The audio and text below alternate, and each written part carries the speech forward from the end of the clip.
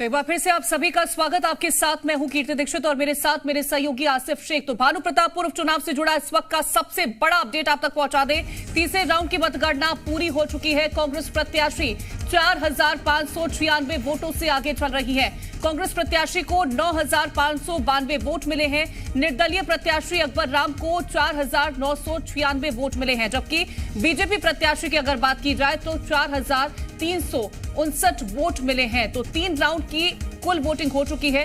Kanker 3 round के बाद कुल मत आपको बता दें, कांग्रेस को 9,592 वोट मिले हैं, भाजपा को मिले हैं 4,359 वोट और आदिवासी समाज को 4,996 मत मिल चुके हैं।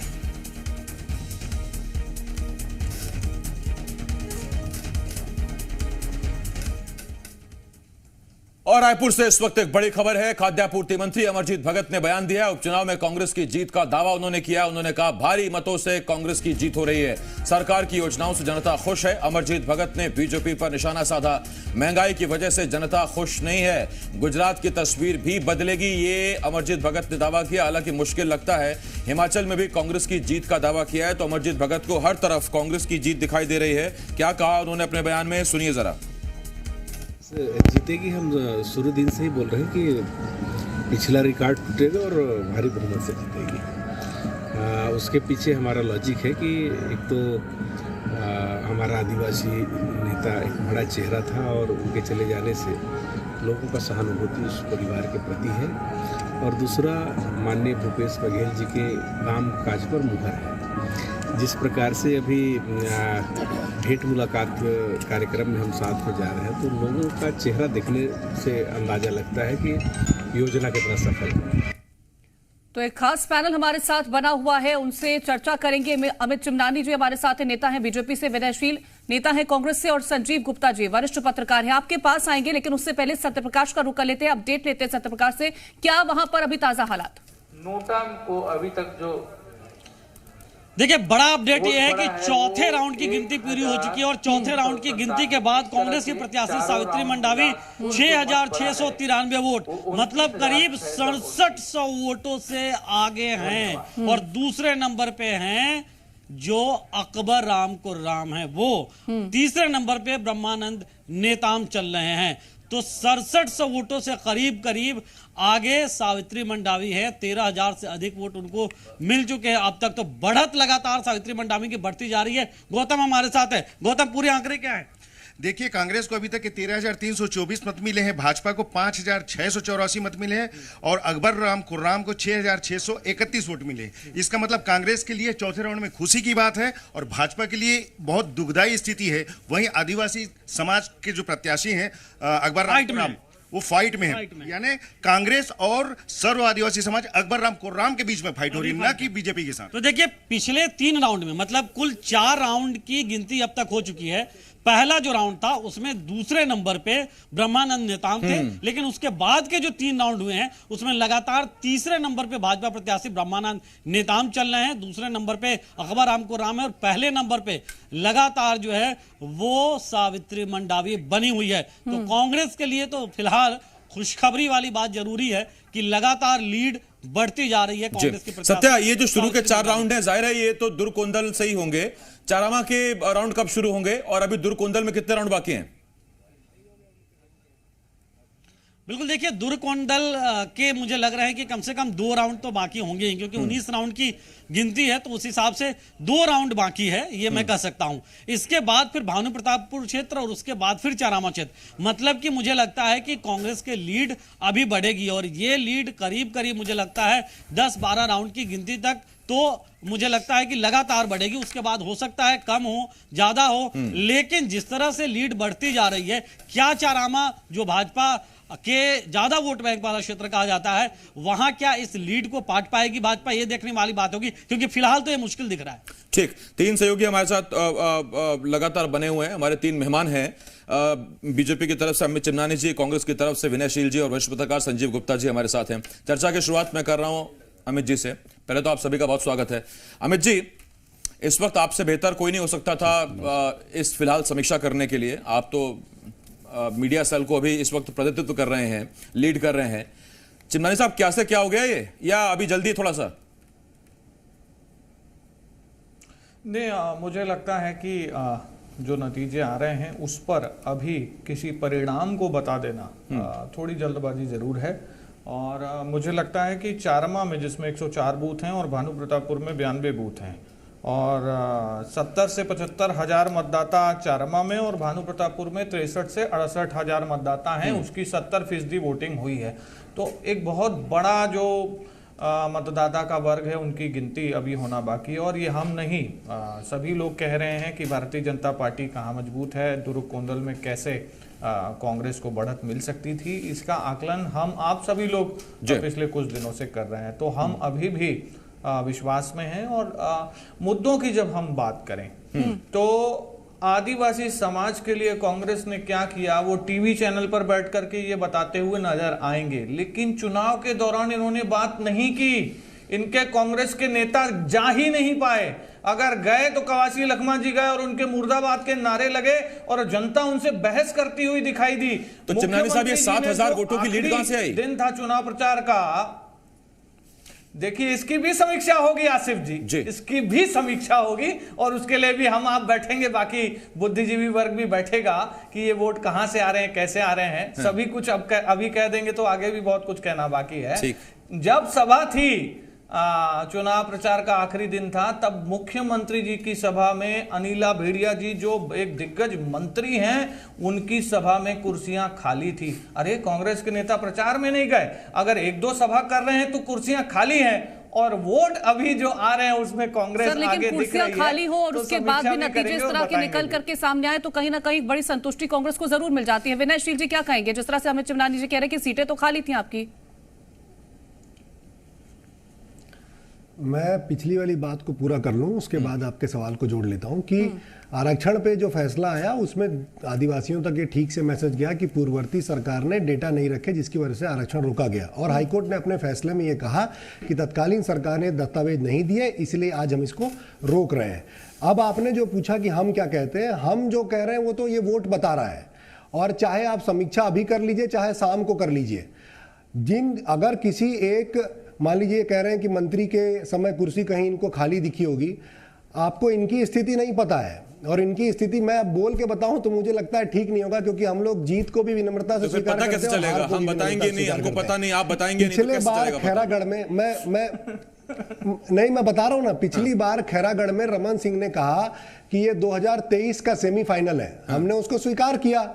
ऐसा सेमीफाइनल निकाला, उसके बाद रमन सिंह का बयान ही नहीं आ पाया। इस बार बृजमोहन अग्रवाल ने कहा कि हम बता देंगे, दिखा देंगे, वो तो आपके वोट के रुझान में दिख रहा है। अच्छा, एक बात जो महत्वपूर्ण है कि यदि किसी कांग्रेस के मंत्री की सभा में कोई जनता के लोग या आदिवासी समाज के लोग सवाल करते हैं तो आप इस बात को समझिए कि कांग्रेस एक लोकतांत्रिक पार्टी है, वहां सवाल जवाब का चलन है। ये वो पार्टी नहीं है जहां पे सवाल पूछने से पार्टी से बाहर निकाल दिया जाता है या जहां पे सवाल पूछने पे नेता भाग जाते हैं। इसलिए जिस बात को ये हमारी कमी बता रहे हैं वो हमारी लोकतांत्रिक प्रवृत्ति है जो हर जगह दिखाई देती है पूरे कांग्रेस में। ये भारतीय जनता पार्टी की तरह कोई तानाशाही पार्टी नहीं है। तो ये तो हमारे लिए खुशी की बात है कि जनता हमारे मंत्रियों से सीधा संवाद करती है, और तब करती है जब मंत्री उनके बीच चुनाव में जाते हैं, तब करती है जब वो उनके बीच बाकी समय में जाते हैं, तब करती है, और वोटों से बता देती है कि वो किसके साथ है। ठीक, मैं विनयशील जी आपके पास आ रहा हूं। बाकी आपने कहा कि तानाशाही भाजपा सरकार है, तो यहाँ छत्तीसगढ़ में कम से कम पूछ रहा था आसिफ जी, अमित जी 1 मिनट सर, तो कम से कम छत्तीसगढ़ में आपकी सरकार है तो नेता बने भी हुए हैं, बाकी जगह देख लीजिए आप ही के यहाँ से लोग उसी तानाशाही पार्टी में जा रहे हैं और धुआंधार थोक के हिसाब से जा रहे हैं। कांग्रेस हर बार कहती है शुद्ध हो गई पार्टी, शुद्ध होगी, छनते छनते सर छेने का रसगुल्ला बन गया, लेकिन मान नहीं रहे हैं आप भी। मैं लौट रहा हूं आपके पास विनयशील जी, बाकी आपका जवाब बड़ा विनयशील है, स्वभाव भी विनयशील है। मैं आता हूं आपके पास। संजीव सर, आपसे सवाल है। संजीव सर, देखिए दावे एक अलग है और जो स्थिति है वो अलग है। 4 राउंड की गिनती हो चुकी है, कम से कम मतलब 1/4 या 5वें का एक हिस्सा तो नतीजे आ ही रहे हैं हमारे पास। उसमें चिंता की बात यह है कि अकबर राम कोराम अगर ब्रह्मानंद नेताम से आगे लीड लेते हैं, सेकंड नंबर पर वो जाते हैं, तो इसका मतलब साफ है कि बीजेपी की विपक्ष के तौर पर भूमिका को नकारा और कांग्रेस से टक्कर लेने के लिए जनता अकबर राम कोराम को आगे कर रही है। देखिए, भानु प्रतापपुर जो क्षेत्र है वो आप इसको स्वीकार करना पड़ेगा पार्टियों को कि एक प्रकार से वो मंडावी जी का अपना क्षेत्र था। बिल्कुल, कद्दावर नेता थे वहाँ के, काफ़ी काम हुआ वहाँ पे और एक बड़ा नाम था, बड़ा चेहरा था वो उस क्षेत्र का। मंडावी जी का जो नाम था वो बड़ा नाम था। दूसरी बात ये है कि अकबर राम कोराम भी एक बड़ा चेहरा अभी आज की डेट में माना जाना चाहिए उनको। IPS थे, रिटायर हुए और वो काफ़ी पढ़े लिखे व्यक्ति हैं। दूसरी सबसे बड़ी बात है कि मुझे और दूसरे सारे लोगों को ऐसा लग रहा था कि सर्व आदिवासी समाज ने जब उनको प्रत्याशी बनाया तो ये स्वाभाविक सी बात लग रही थी कि वो किसी न किसी चाहे वो कांग्रेस हो या BJP हो, उनको वो डेंट करेंगे वहाँ पे, क्योंकि स्वाभाविक सी बात है कि वो एक बड़ा चेहरा वहाँ पे माना जाना चाहिए, मुझे ऐसा लगता है। बहुत ही हल्के में नहीं ले सकते थे अकबर राम कोर्राम को। जी, तो ये अभी आप तो देख भी रहे हैं कि दूसरे और तीसरे जो उसके लिए जो स्थान के लिए ही लड़ाई हो रही है अभी फिलहाल तो BJP और उनके बीच में। तो एक दूसरी सबसे बड़ी बात मैं जो आप इसमें कहना चाहूँगा कि मंडावी जी के निधन के बाद उनकी पत्नी को जब टिकट दी गई तो एक सिंपैथी का भी एक वोट रहता है किसी भी पार्टी में, चाहे वो जब वो पार्टी की मौजूदा सीट रहती है और अगर वहाँ पे किसी का निधन हो जाता है और उनके परिवार के सदस्यों को जब टिकट दी जाती है तो एक स्वाभाविक वोट रहता है कि सिंपैथी मिलती है उनको, तो ये भी एक उनको फ़ायदा मिला। लेकिन इन पूरे मामलों में अगर पूरे चुनाव को अगर देखें तो अकबर राम कोर्राम को अगर किसी भी पार्टी ने हल्के से लिया तो मुझे ऐसा लगता है कि वो बड़ी गलती थी।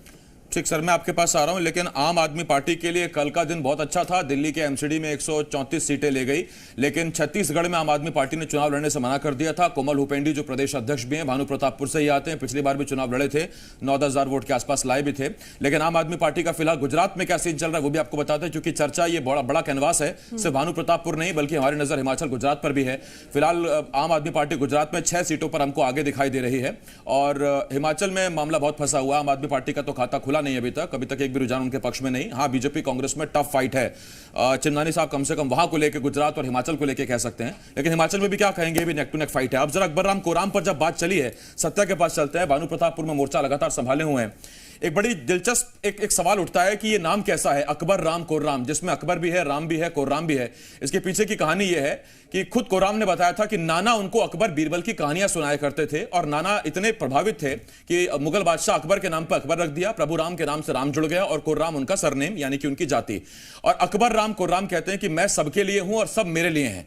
तो ये जो सब उनके लिए हैं, ये क्या इतना उनके लिए है कि दूसरे नंबर पर कोर्राम टिके रहेंगे या मंडावी को भी कुछ चोट पहुंचा सकते हैं, डेंट पहुंचा सकते हैं? जरा पूछ लेते हैं। सत्या, अकबर राम कोर्राम, अकबर वाले, राम वाले, शबरी वाले, सब कोर्राम जी को वोट दे रहे हैं क्या? कोर्राम साहब को वोट दे रहे हैं? निकलेंगे आगे? लग रहा है आपको दूसरा पोजीशन बरकरार रखेंगे?